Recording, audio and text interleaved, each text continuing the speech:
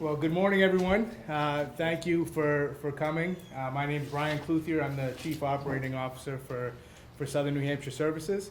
We're one of 5 community action agencies in the state of New Hampshire. We serve Hillsborough and Rockingham counties in New Hampshire, but there's a community action agency in each area of the state that covers each county. So many of the programs we offer are workforce and development programs, education programs, child development, Head Start. We offer the energy assistance programs, which we're here to talk about today. These are all programs that are administered by all caps throughout the state. So one other thing that Southern New Hampshire Services does that you might not be aware of is we also oversee over 1,000 units of elderly housing. So today we're in one of our elderly housing sites here in Manchester. So it's a good room, close to the highway, easy access. So thank you all for showing up today. I look around the room and we were asked to host this event, and I'm honored to see everybody who is here. We've got the Office of Consumer Advocate and legal assistance partners that we work with constantly around energy efficiency, and our fuel vendors who we're thankful for being out there on the lines, delivering the fuel and being close partners with us and understanding our programs. Oftentimes we're lucky to have clients that you guys can recognize the need and know how to refer them to our program. So, and it's an honor to obviously have the senator here. So without further ado, I'll turn it over to her. Okay. Go from there. Well, thanks very much, Ryan, and thank you, Natalie, and to all of you for being here. I think one of the things that might help is for us to begin by asking everybody to introduce themselves, if that's okay. And you met Ryan and me, so we'll start. I'm Beth Gilbert. I'm the Fuel Assistance Program Director at Southern New Hampshire Services. I'm Mary Voisine. I work for New Hampshire Housing, and I'm the Program Manager for the Homeowner Assistance Fund program here in New Hampshire. I'm Beth Todgham. I'm here representing the New Hampshire State Commission on Aging. I'm Steve Tower with New Hampshire Legal Assistance. I'm one of our staff attorneys who works on our Energy Justice Project, and I'm the soon-to-be new managing attorney of our Manchester office. I am Don Crease. I'm the state's consumer advocate. I run a little state agency whose job is to advocate on behalf of residential utility customers, mostly at the Public Utilities Commission, but also everywhere else. I'm Amanda Grubb from Shadelli Fuel Company, and I monitor the fuel assistance customers that we provide fuel for. I'm Matt Shadelli from Shadelli Fuel. Work closely with Amanda, and happy to be here today. Thank you for having us. I'm Jason Brower. I'm the Region Director for Dead River Company, and so I manage all of our offices here in the state of New Hampshire. We're very thankful to be here and very thankful for Southern New Hampshire Services as well. Fantastic partnership. We appreciate it all. Warren Jennings, I'm the General Manager for Dead River Manchester Market, and working close with our customer service reps who also work with your clients. So. My name is Smolowski. I am the Administrator of the New Hampshire Fuel Assistance Program. Go ahead. I didn't do me because I threw it to Ryan.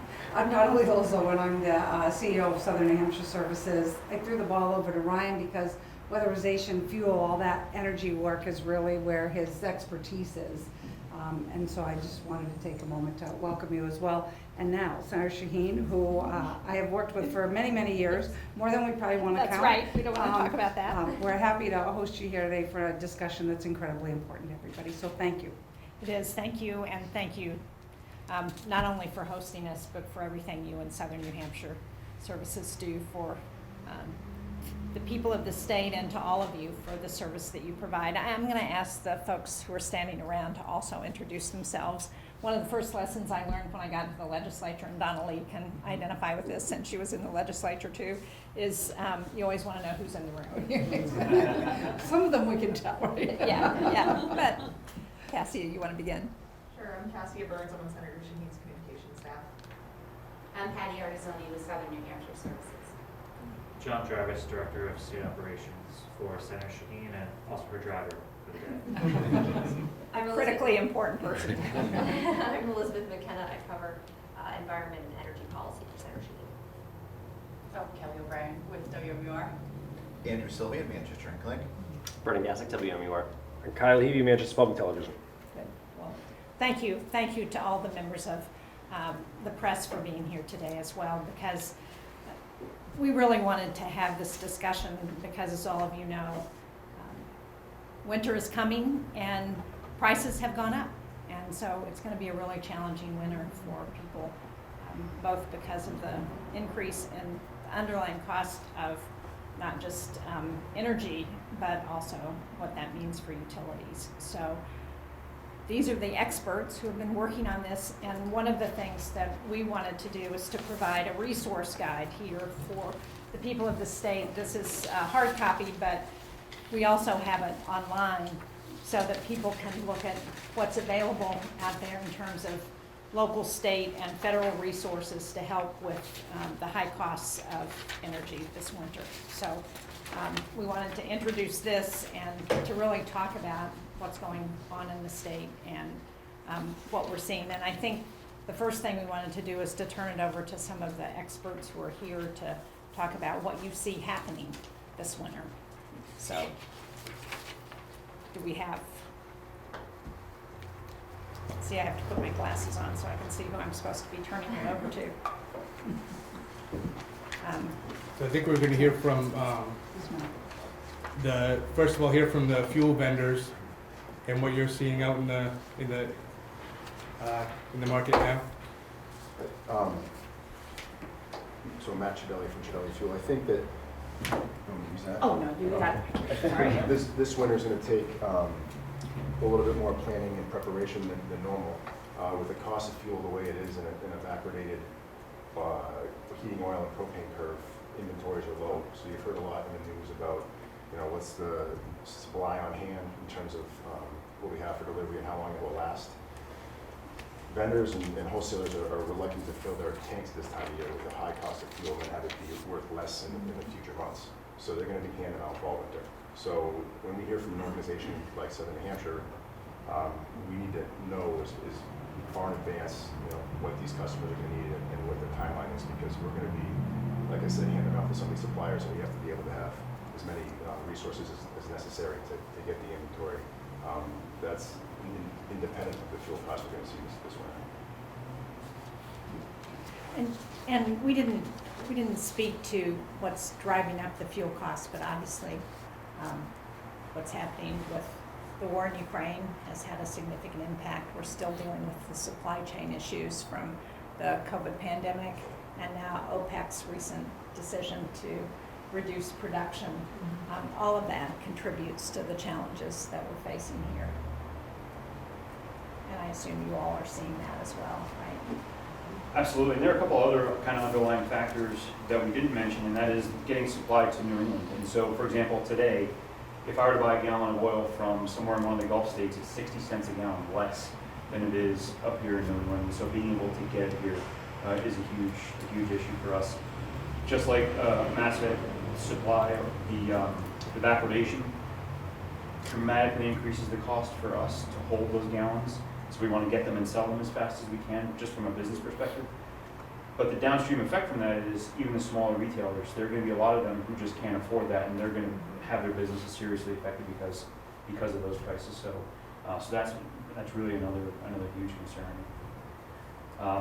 And then the final piece to this is, of course, at the end user, the customer who calls up and says, I need oil, but I can't afford oil. Or worse yet, we've had examples of elderly customers, and this is a great example, Ryan, of where we've coordinated very closely with your organization that hear water trickling in their basement, and they don't want to go down there because they don't know what they're going to find. And so finally when they call us, when it's so cold they don't want to put another blanket on, they call and say, I need help. Well, it turns out that you need a new boiler. But we had an instance very recently, not too recently, a little while ago, where that happened to us, and Southern New Hampshire Services and the weatherization program replaced the windows, were able to replace the installation, replace the boiler for this customer, and then we provided oil. So there's some real successes for sure to celebrate, but it's going to be a long winter ahead. Well, one of the things we've tried to do at the federal level is to increase the funding that's available for LIHEAP. And also, we put in addition to the increase that was in the American Rescue Plan and the bipartisan infrastructure proposal, we just put $1 billion into LIHEAP in the continuing resolution that kept the government funded. So the challenge is getting those dollars out the door, and I don't know if anybody wants to speak to whether you're seeing that funding come, if there's more we need to be doing to try and push to get the dollars out. That's what our meeting's going to be about. Sure. Oh, okay. Yeah, as other people have said, this is going to be a very challenging winter. Our amount of applications so far are about 6,000 ahead of where we were last year. And generally speaking, it's when the first real cold week hits, that's when there's another onrush of people. So that's even before that even happens. Luckily, it's been pretty warm here, but we're expecting.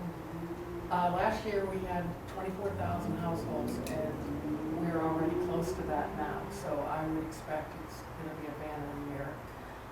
It's definitely been a challenge to try to figure out the benefits for people because everybody's looking. Obviously, they know their prices are going to be significantly higher. But when you have to balance off how many people you're expecting to apply, the last thing we want is to run out of money. So we did increase our benefits 20% across the board for all fuel types this year. And then you kind of cross your fingers and just hope it's enough. But when we know there are a lot more people that are learning about the program, not that they haven't been able to apply, but they just didn't think they needed to, or for whatever reason they didn't want to, but now it's like desperation is, really bringing people out that we have not seen before. So with that 20% increase and at the current rate of funding that you're expecting to get, will that cover what you anticipate will be? If we have more than 32,000, I will not be sleeping well. So that's what we've kind of So that's the estimate that you're. Yes. Yep. Is that more than we've ever had? Yeah, for many years. I think the last time we had that many was back in 2012, I think. There's longer than that. Usually it's right around 25,000. But we're already at 20. And opening the program soon. Yeah, that's true. I'm sorry to say that too. Usually the program always ran from December through April 30th, but this year, knowing the news will be out there, we actually are starting on November 1st. Great. And what are we hearing in terms of utility bills? Because obviously that's another place where we're seeing significant They're skyrocketing. increases. Yeah, I can, as an example, this time last year, fuel oil was $2.75 a gallon, and now it's $5.63. So it's a lot. But the state has 2 new emergency programs that we're hopefully going to help a lot of people with. The state emergency fuel assistance program is a one-time benefit of $450 to the heating vendor, and then the state supplemental emergency benefit program is a $200 benefit. Sorry, I cut you. Maybe we should say next. I just want to say that people in New Hampshire right now are experiencing what is known in the trade as rate shock. Yes. Fuel oil and unregulated fuels, those prices fluctuate, on a curve. But people in one fell swoop in August saw all of a sudden essentially a 60% increase in their monthly electric bill. And the effects of that will become even more palpable to people as we get into the cold winter months and people use more energy. So in addition to the additional energy burden, just the sheer unexpected shock of such a drastic increase all at once is really freaking people out, and they should be freaked out. And simultaneously, on the housing side, we are seeing people who their rent has increased sometimes 40% in the last 2 years. We had one case come into our office just 2 or 3 days ago where their rent that they had been paying had been $1,025 a month, and they got a notice of a rent increase to $3,000 a month. And that is extraordinary, and we will be looking into whether or not that might be a potentially unlawfully large rent increase, but it's only a little bit worse than a lot of things that we are seeing.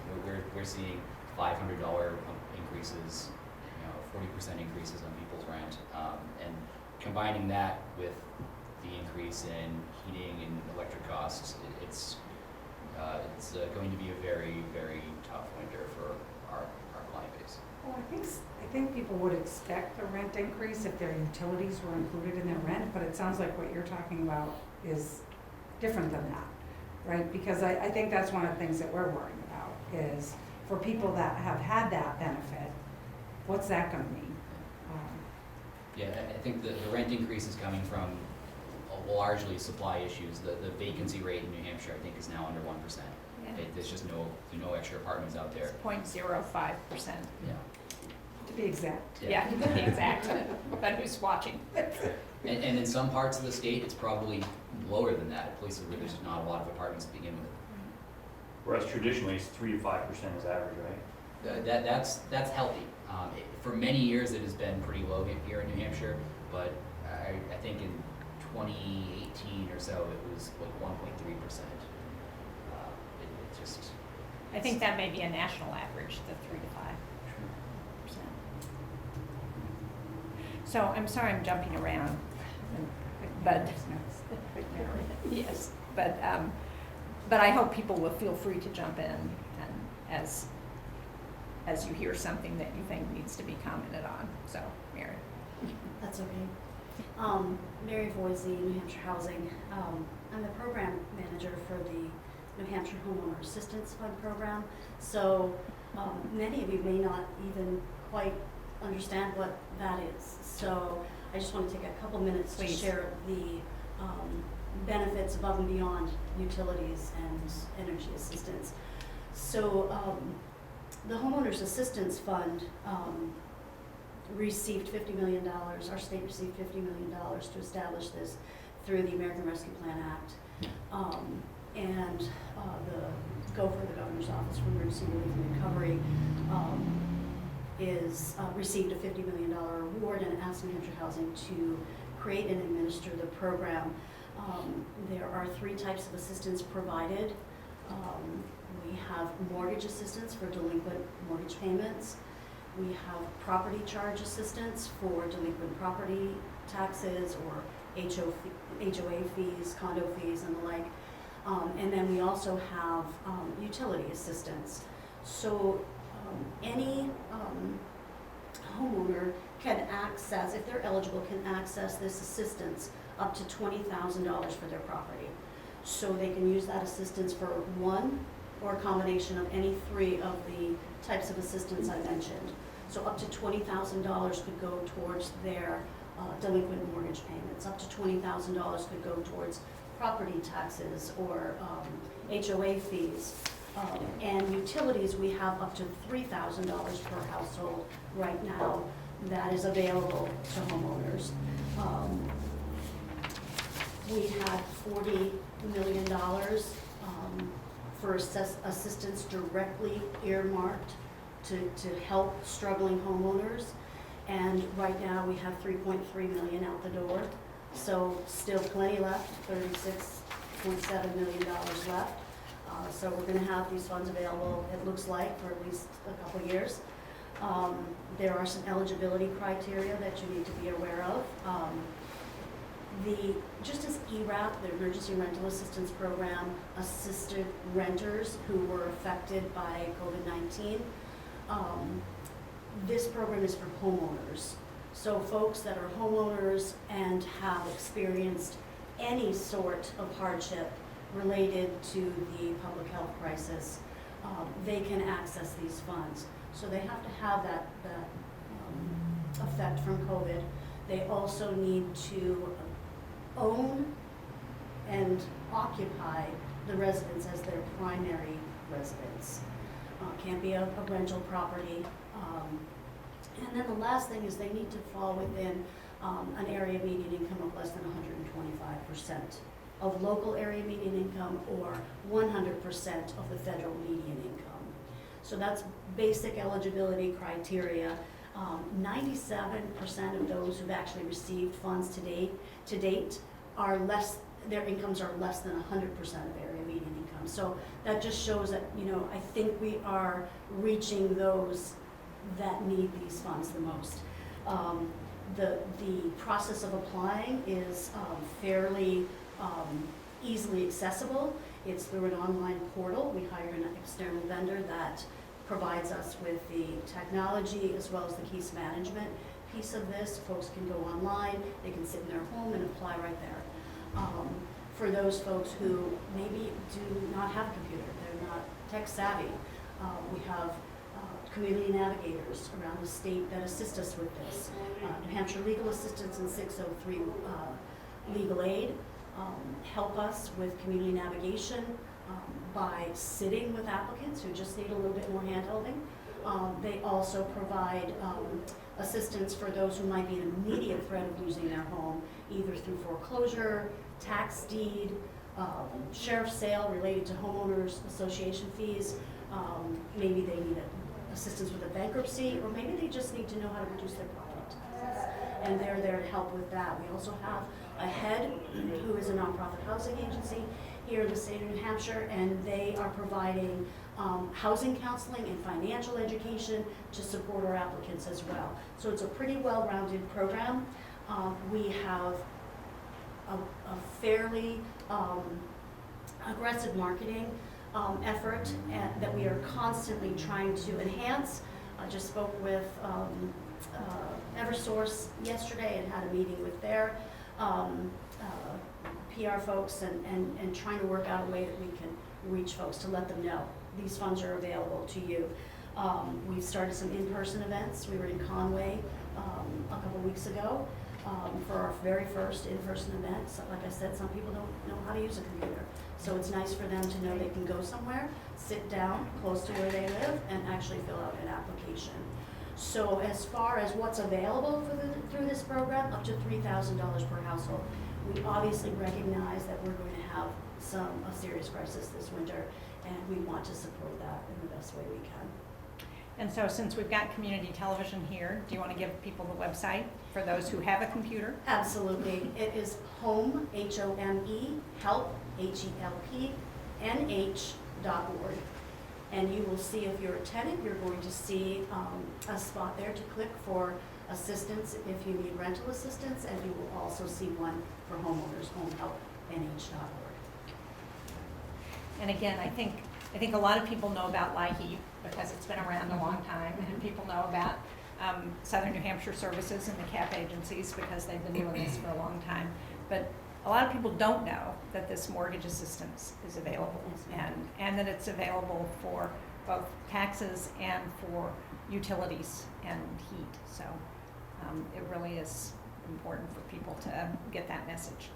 I think I'll jump in now because as far as getting the message out, I do represent the New Hampshire State Commission on Aging, but my kind of niche that I've grown into is we do a monthly newsletter that's directed to professionals and older adults. We've added elected officials to the daily base now, so it goes out monthly to over 1,000 people. And I have to thank Southern New Hampshire Services for being part of my history, because when we started this last November, one of the first things I wanted to do was include information about fuel assistance. So we've done stories on that. We've done stories on that program. We've done stories on the electric assistance program, and I've worked with Eileen is kind of coming up with a schedule of what throughout the next few months when we can share more information about fuel assistance, so anybody who's out there who needs the information will have one more way of getting it. And I guess I'm really pleased to announce that just this week the Commission has started a Facebook page and a Twitter feed. I'm not in charge of that, thank God. But it's going to kind of supplement and give us additional ways to reach out to the community that we serve and the general community as well. So it's been a real boon for us to be able to provide information in this area, but a lot of other areas as well. And so have you done something with the consumer advocate? No. But we were talking about that earlier, so I think that we're going to, I'm getting his email address, so yes. Yeah, we're newly best friends. Thank you, Senator. And with legal assistance. Yes, yes. I'd like to say I'm glad to hear that because communication is extremely important. A lot of times on the fuel side, people don't understand, I think maybe because they don't realize what's out there until they're in that pinch where they can't afford it and they have run out of fuel. And with the limited amount of funds available, it's always tough for us to have to charge actually to send a guy out off hours because the person's frozen up when everybody's at home. You can't send a delivery driver out at 7 o'clock at night without having to charge extra. That additional fee can be, avoided if we get communication out to people. I'm really glad to hear you guys are starting in November as opposed to December this year. And I think the more we portray that and wave that flag right now, it's gonna only help. And like you said, when the first cold snap comes and you get clobbered with or inundated with calls, I don't know if you guys have the personnel, the resources to take those all right at once, but if we can start to spread that out from now until December, it's only going to help everybody. Well, and certainly one of the goals of the charges of the commission is to make sure older adults are safe and warm in their own homes. So anything we can do to get the word out, and certainly we have individuals in that category, but we have professionals and we have, elected officials. So getting the word out to all the different groups is really valuable. So we're here to do that. However we want to work together, we can. And I think, go sorry. ahead, no, go ahead.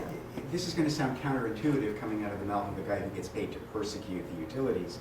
But I really think one of the best things that anybody can do if they're having trouble paying their utility bill is pick up the phone and call your utility. Because the customer service folks at all of our utilities are highly trained and they have all this information that they can give out to you. And they can put you on a payment plan. They can get you into the electric assistance program or the gas assistance program if you're eligible.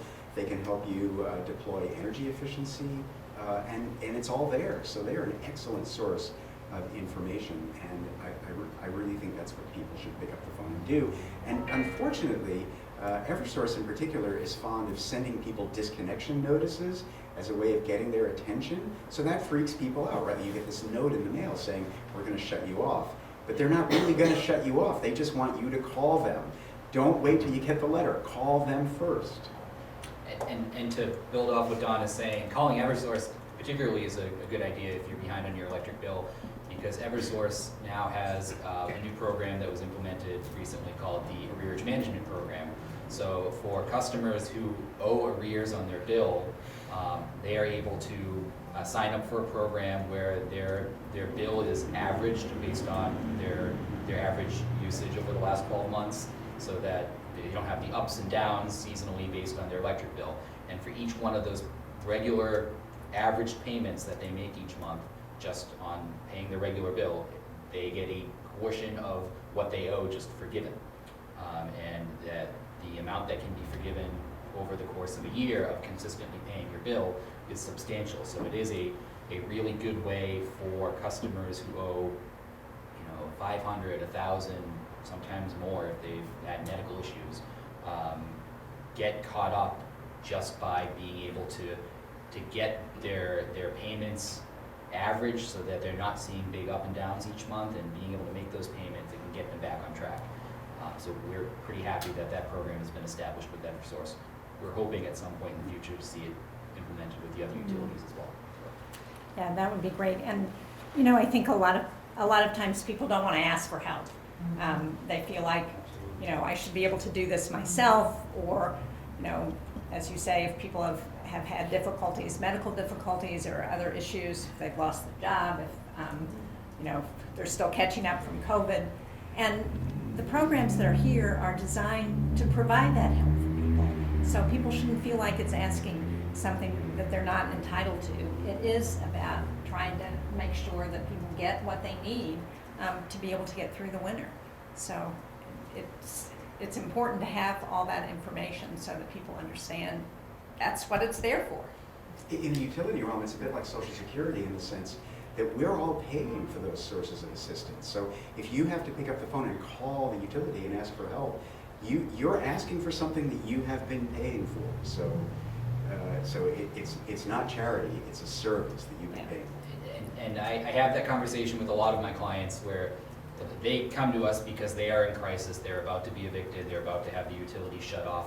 but they feel a lot of shame about applying for an assistance program, and I have to tell them, you've been a taxpayer your whole life. You've been paying for these programs to be there for when you need them. If you have an emergency come up, or in your golden years, you're having a hard time keeping up with costs. Like, these programs are there for you, and sometimes reframing it as something that someone's been paying for makes them more willing to sign up for these programs. Ryan, you were about Yeah, to say something. I was just going to touch, I know Eileen spoke a lot about the LIHEAP program. Kirk Stone, who's the weatherization program manager for the state of New Hampshire, was unable to make it, but one of the programs that works in conjunction with LIHEAP and fuel assistance is the weatherization program at the state level, where this year we are projecting to see through that bipartisan infrastructure bill about 18 million come into the state of New Hampshire for that. So typically in New Hampshire, we'll see roughly about $2 million for weatherization, and through this bill, we are projecting an enormous amount of money that is definitely well needed at this time, especially with, I'm sure Don can talk about some of the programs that we work with at the utility levels that we work, we leverage our funds with to be able to perform weatherization work.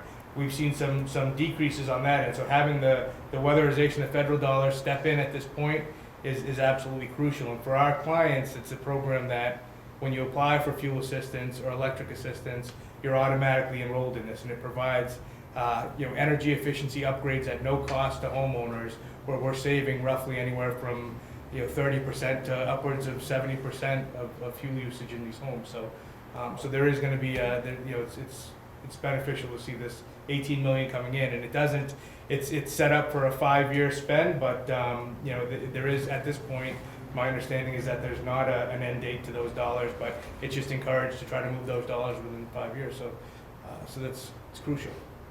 It is, and it's just about the savings that come as the result of those efficiency upgrades, but it's also about making people more comfortable in their homes, and particularly for older people, to not have drafty windows and to be able to turn the heat up when you're cold really makes a huge difference, and it helps keep people healthier. I'm glad you said that. I was just about to say that. Those are real benefits to people. Nobody's been more consequential when it comes to energy efficiency in New Hampshire than Senator Shaheen, particularly when she was governor. And this is such a big deal. We all pay for state energy efficiency programs that complement the weatherization assistance programs that the federal government pays for. And you can find it on nhsaves.com, or you can pick up the phone and call your utility. And the people who need weatherization the most are the folks who are the poorest in our state, because they tend to live in housing situations that are the draftiest and oldest and least well insulated. And there is help available. But it's not sexy, right? Because a negawatt with an N is invisible, whereas a megawatt with an M is visible. But this is how we save money. This is how we achieve long-term relief from these crushing energy burdens. Yeah, as you alluded to, I'm a big fan of energy efficiency, and my favorite statistic is that over the last 40 years, we've saved more through energy use through efficiency than we've produced through all of the fossil fuels and nuclear combined in the United States. So it is a huge opportunity for us, but as you say, because it's not something new and exciting like offshore wind or solar or whatever the other source is, people don't think about it as being really important to ensuring that our energy use is within affordable and healthy limits. It doesn't help that there are people running around the state basically claiming that energy efficiency is kind of an imaginary friend. It isn't. It's real. Well, I think a lot of people find it complicated too, though, right? Yeah. To understand, if I replace these windows, first of all, you have to go through replacing the windows. So there's you've got strangers coming, you've got windows gone, you don't know what the new ones, there's just, when I talk to people about weatherization, they're like, oh, it's so much work, it's like being under construction. It's like, well, yes, but not for long. And, it's not like they're ripping out walls and ceilings. And but I think it's important for us to try to find a way to make it less complicated. And so one of the ways that we do it is clients talking to other clients about their experience, landlords talking to others about their experience. We try to do a lot of unit buildings, because we get a real good bang for your buck there, and there's a lot of public housing in the state that's older that is benefiting from some of that work too. That's such a good point. I think that it's unrealistic to expect people who are struggling through their daily lives, raising their families, enjoying their retirements, working hard. I don't think it's realistic to expect people to be thinking about energy all the time. And anybody who thinks that's the right answer, that's the public policy answer, is mistaken. People need someone they can trust to make good choices on their behalf. And of course, Southern New Hampshire Services is such a trusted agent. Well, and people talking to people that they know is the best way. Word of mouth is the best way to get the message out. There you go. That's another good article for. Well, I was just thinking then, I have to admit that I've hesitated on doing weatherization stories because my understanding from years past is that there's not a lot of dollars there and there's people who need it, but it sounds like there's now dollars that putting some information into the newsletter. I mean, I do have a story this month about an online tool people can use to just see if they qualify for it. So maybe just working together to have more information about weatherization would be. Absolutely, yeah. Okay. I mean, since, like I said, I was hesitant because it always seems like the dollars were limited, but now it looks like we have some, so let's spend it. Well, and the heating systems are a challenge too. Don't we have a challenge with that, Ryan? I mean, Yeah. and as you For sure. were alluding to, right, some of these boilers are old, people don't know what to do with them, they Band-Aid fixing them. I've heard terrible stories about oil tanks that, they didn't take care of and nobody knew. And so I don't know how much of those dollars can be utilized for that kind of work. We try to use some of our discretionary money when we can, but. Yep, that, and oftentimes the state, Eileen, will move LIHEAP funds over to help us with those kinds of heating system projects. But it is, I think it's something that we're seeing more frequently now than we've ever. I've been in the weatherization field for 16 years, and I think the past few years we're seeing more and more replacements. I think it's those heating systems that were installed in the 8, we're just seeing more and more of those fail.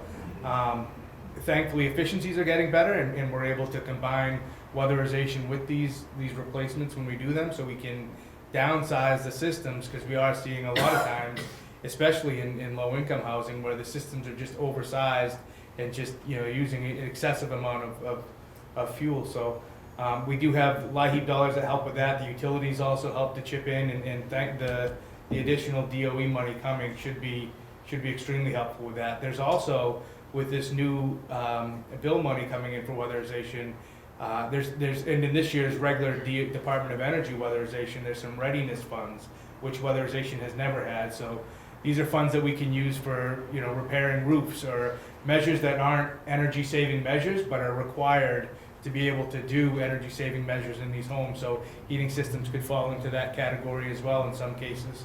And those are homes that typically we might have to walk away from and not be able to weatherize, because it's in such disrepair that we're not able to do it. So this year should be, we should see some, we'll definitely have less walkaways than we've had in the past. So What else falls into the readiness category? You mentioned roofs. So roofs, any of those measures. So you could do roofs, you can make plumbing repairs. There's different repairs that you would typically. So usually within weatherization, every measure has to meet a savings to investment ratio of 1 or greater. And so when you try to combine some of these bigger repairs, obviously you lose that SIR, that savings to investment ratio. So yeah, this just gives us really freeness to be able to look at repairs that are needed. It could be roof repairs, it could be plumbing repairs, things to change the indoor air quality of the home. We can make changes there. So it's exciting. It's a small dollar amount this year, but we're hopeful that this will be. There's a weatherization improvement bill that's out now that is looking to make readiness funds be permanent within the weatherization program, and also it raises the average cost per unit that we can spend in a home. Right, for years we've been limited to about $8,000 in Department of Energy funds that we can spend, and the improvements weatherization improvements would up that to about 12,000. So that's good. beneficial too, so. Yeah, that's great. $8,000 doesn't go as No. far. It did Well, 2 years well, ago. here's a couple of other notes. You mentioned heating system replacement. So an old boiler that runs and chugs along all year long, and I'll give you an example. One customer used 909 gallons a year. On an old boiler, we replaced it, that's 562 gallons a year. Wow. So think about this. What did you say the price of oil was? 563 was the average? I mean, Yep. that's $3,000, $4,000, $5,000 a year just by replacing an oil-fired boiler. So number one. Number two, I guess in my mind, the question is, having a lot of different methods to get this word out is great, but the million-dollar question is, how do we get to those people that are too proud, that are kind of embarrassed? Because our customer service folks, just like you guys, we hate taking calls from customers who are in crisis. That's absolutely the worst. It's emotionally draining. It's hard on the people that are doing it. It's terrible to do. How do we let them know that these programs are available and this is out here? And we try to do that when they do call and they're in crisis, and we'll send them that way. But we'd love to get to the left of that. We don't want to have to deal with that when it's in crisis for a lot of reasons. Well, luckily, we have some folks from the media here today. Yeah, I mean, that's part of the point of having this kind of a discussion, so we can help try and get the word out. The point of your newsletter, I know it's something that you all are thinking about all the time. I mean, in terms of LIHEAP and that Southern New Hampshire Services thinks about on a regular basis, is how to get the message out to people who need it. Well, I guess I'm a firm believer in partnerships, and I'm wondering if how you could build partnerships, say, with the Meals on Wheels program. I mean, here's an organization that goes to homes of homebound seniors, and they're the folks you're looking for. Or each community, or a lot of communities, have a group that gets together for elderly issues, and they discuss people and all like that. And I'm just wondering, like, what are the marketing materials that are already existed or need to be done that can go directly to folks? I'm thinking, like, when the VITA program opens for tax prep, I mean, is there a flyer that when folks come in because they're low income and they need help with their taxes and benefiting from some of the credits, can a flyer be given to them? I mean, like, it runs through the middle of April, but then the program ends through the end of April. So, where are the potential for some partnerships to be built that you can reach out almost one-on-one to some of these folks? Well, particularly your client base, right? I mean, so you know who your clients are generally, unless you have new ones that are signing up. But, they pay you through, online or a billing system or whatever. If something could be sent out to them, I don't know how oil does it compared to others. But I would imagine that you could send something out, particularly to the customers that have been most vulnerable. And maybe ahead of, hey, good news, start early this year, right? We had a significant amount of people in the state that, due to the emergency rental program, their arrearages and all of those things with utilities were paid. It would be really a shame to get them back into the I'm way behind again. And so anything that we can do, like the program you just mentioned, so that people understand, hey, I could have a steady bill every month, and I wouldn't have to worry, all that information, it helps everybody.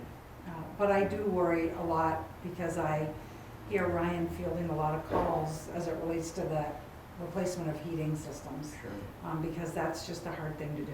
And to get them, in time, especially now, all those things weigh heavy on us on how do you help. And there's nothing worse than being at the end and say, I'm out, there's nothing else I can do, I don't know how else to help. And for our part too, we've seen roughly the number of customers who either go on a fixed price program or pre-buy their oil. Those customers have doubled just this year as compared to last year. So people are aware of it, they're thinking about it for sure, which is a good thing. I guess my question is, because I don't deal directly with the vendors, the action agencies do, would you be amenable to having some kind of a flyer to go out when you send out a bill? Or is that just too? Knowing how, I'd be amenable, absolutely. Knowing how our billing system works, I don't know how that would work, but for sure, I mean, we could certainly electronically do it for sure, but a large part of our customer base is not necessarily tech savvy per se, and so the paper copy, yes, exactly. Yeah, I mean, if we put together something that, just a little insert or something that could go into the bill, that would, again, it would help to get the word out to people that we don't know are out there. That would be good. And then we actually talked about this in a marketing meeting we had last month. The month before was putting links to Southern New Hampshire Services or other LIHEAP organizations on the website. So a list of those websites that we're aware of the local ones right here, but if there's others that are, for home upgrades and that kind of stuff, that'd be helpful too, because I think that any heating oil and propane distributor would be happy to put those links on their website for easy access. Yeah, that was sort of the point in trying to compile a resource guide so that things would be in one place for people. And I'm sure we missed the utilities already. And when you were talking about that, Don, I realized that we should have put that on here as a resource. Indeed, the mention of pre-buys for fuel oil reminds me that you do not have to buy that super expensive default energy service that your electric utility is providing. People have choices. You can go into the marketplace, you can buy energy from anybody else who's willing to sell it to you, and you can save a bit of money by doing that. But it just requires affirmative action. The Eversource default energy service price doubled on August 1. And I saw this really discouraging piece of data that said that before that happened, about 14% of their residential customers were not on default service. So you would have expected that to go way up when the default energy service price doubled. It didn't double, it went up, but from about 14% to about 16.5%. So people are freaked out, they're not taking advantage of the choices that they have, but they should. And people shouldn't be afraid to go into the market, because back when Gene Shaheen was Governor Shaheen, we transitioned to this model where people are allowed to do that. I was still in, grade school when that happened. Well, unfortunately, Donnelly and I were there. I just want to let you know we have about just over 5 minutes. I just have a question for you. Yes. Do you have any idea when the amounts are actually going to be dispersed to the states? Well, that's one reason I wanted to check in, because we actually have had legislation to push on the Department of Energy on the LIHEAP program to get those Health and Human Services to get those funds out. And we were reassured that that was not going to be needed this year. So I would say you should stay in touch with us. If you are hearing any reluctance at all or any hesitation about when the funds are coming out, let us know that, because Right we now, will it's push. more of a silence. There's we really don't know. And ordinarily, we get it anywhere from, not today, anywhere through about the 4th of November, but it's usually right around the end of October. But but we never know anything until it literally shows up in my email. Okay. Well, we should stay in touch. We will push now on Yeah. that. But if you don't hear anything next week, let us know again. Absolutely. Yes, we will keep pushing. Great. So this is going back to Supply Center. I'm curious if there's any discussion about waiving or pausing the Jones Act to get supply up here to New England, just because of the low levels, or if that's too much of a hot potato still.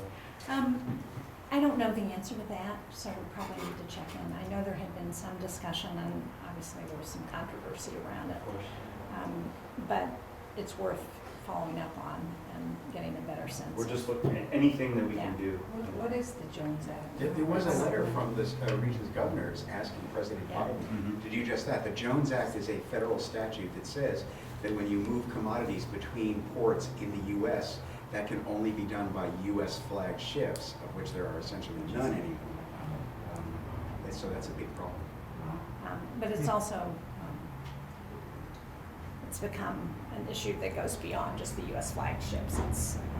And so it's been a challenging issue, but we will find out the answer to that. So we'll get back to you. Anything else that you think we ought to be thinking about as we're looking at not just the end? We're in discussions now in Washington on the budget for the remainder of this year. We passed a continuing resolution that included the $1 billion for LIHEAP that goes through December 16th. So hopefully we will have in place an omnibus budget after that that will address all the other spending issues. But if there's something that people are particularly concerned about now, this is a good time to let us know, because now is when the negotiating is going on. And so there is an opportunity now to try and get additional funding in areas where we think it's important. So please stay in touch with us, let Elizabeth know, because she will be following in New Hampshire, and she'll share with folks in Washington what's happening. And I certainly know you already know this, but there's a real panic out there amongst people that I've never heard. I mean, I've been doing this over 4 years, and it's like, people cry on the phone back in July, wondering, I don't know how I'm going to make it through the winter, you know, so. Again, we only have the amount that we have, but just to let you know, we can always use more. Yeah, no, and that's why we put the additional funding in to the continuing resolution, because I think there's real concern. Yeah, there about it. definitely is. And also about the utility bills. I mean, in my experience in New Hampshire, I don't ever remember utility bills going up at the percentage that they are going up now. So that's a huge issue for people. Well, making sure customer service representatives at all of the touch points have, you know, a list of resources so that they feel like they have something that they can say to somebody. So it's not just, I don't know what to tell you, you know, to be able to try to connect them to something, particularly some of the new things that they may not know about. That $20,000, you said 3,000 for utilities, 20,000. Is that 23 together, or do you deduct 3 from the 20? Per property, it's 20,000 Okay. total, so you can use it for one program or a combination of Okay, all three. just want to make sure it But wasn't. just touching on how to get the word out, so many of you mentioned that for the HALF program, we have found the municipalities just a great resource. They're the ones that know their communities, and tax collectors, welfare agents, and we're providing them a link to a toolkit which has all our flyers, and so maybe more effort to provide that to municipalities would be a good idea. That's a really good idea. We will update this based on what we've heard today and get it out to the municipal association to get out to communities, because that's, as you say, that's a really good way to get the word out. Looking into the new year, the action on energy really switches to the municipal level because of community power aggregation. So our municipalities have a lot of authority now to adopt energy policy that will really help their residents and businesses. Well, thank you all so much. Thank you for being here this morning, and also for what everyone is doing to try and ensure that people stay warm and keep the lights on this winter, because it's going to be challenging, and working together is really going to be important in getting the word out as well. So thank you all so much, and please stay in touch with us and let us know how we can be helpful. Thank you very much. Thank you. Thank you.